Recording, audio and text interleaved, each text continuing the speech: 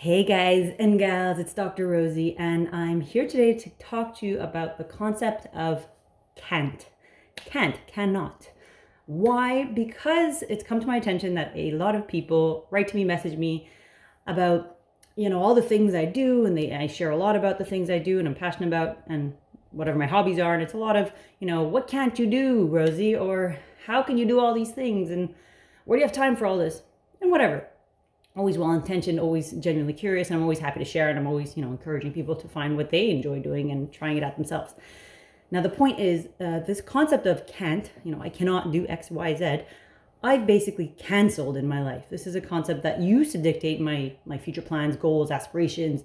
I can't do this and I can't do that. But when I realized that only I can dictate what I can and can't do, there's basically nothing that I can and can't do. And if someone else tells me what I can and can't do, then it's their idea and opinion of my capacity. And that's pretty much worthless.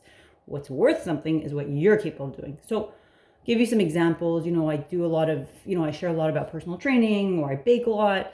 I do some home renovations and I love sharing it. And not to say I'm an expert at any of these things, but I'm knowledgeable enough that I could talk and share about it, for example.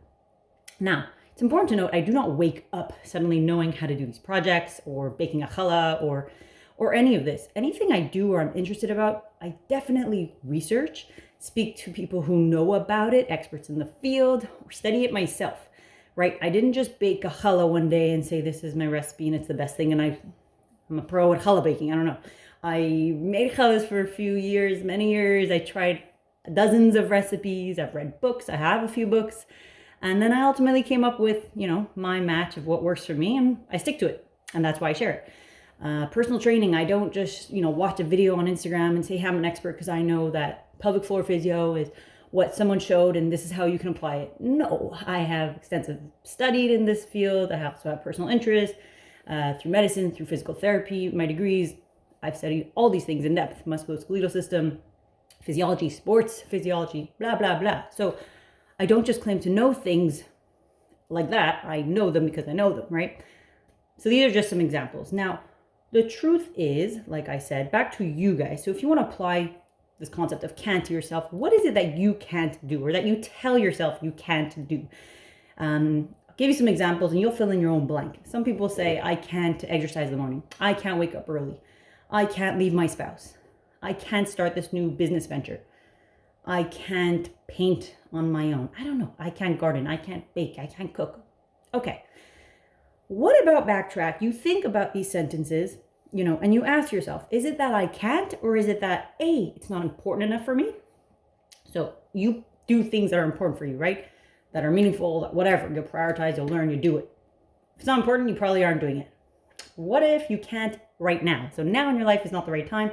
It's interesting, but you can't now. What if you can't without someone's help? These are things to consider when you're telling yourself what you can't do. So you probably could, but with the right help, with the right life situations. You can't right now because you don't have the finances. You can't this because you need a partner for it. You can't do it because you actually don't want to do it. So keep that in mind on the things you tell yourself you can't do. Now, do I say I can't ski and I can't play chess? No, I just say I don't. Why? Because I choose not to learn how to do these, sports and games and whatever. As interesting as they are, they're not interesting enough for me. So I don't say I can't ski. Well, if I want to ski, I'll probably learn to ski. But I don't because it's not interesting for me. So again, I always encourage people, find out what's interesting for you. Try it out, especially when I do,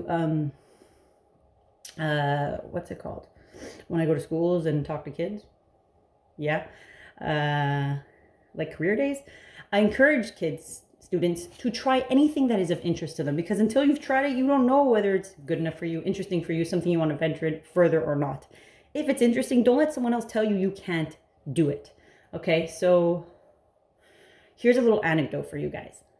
And a big part of why I've stopped using the word can't when I define my capacity as a person, as an individual, whatever. When I was in high school, seeking guidance about what to apply into, what to become when I grow up, I was 16 years old, secondary 5, applying into CEGEP or college, whatever you want to call it. And my guidance counselor, the one and only person in your high school who kind of is trained to define and guide you into what you can do, straight up told me, you can't go into sciences and you can't become a doctor. You are made for the arts.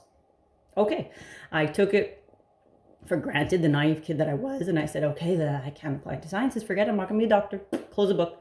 Now, for many, many reasons and steps along the way, and I won't get into the details, I obviously ended up where I am today, luckily for, a bit of fate, a bit of this, a bit of the right person at the right time, and etc. And there were many challenges along the way, many doubts, if, and, or buts, but in the end, I could become a doctor and fulfill my dreams.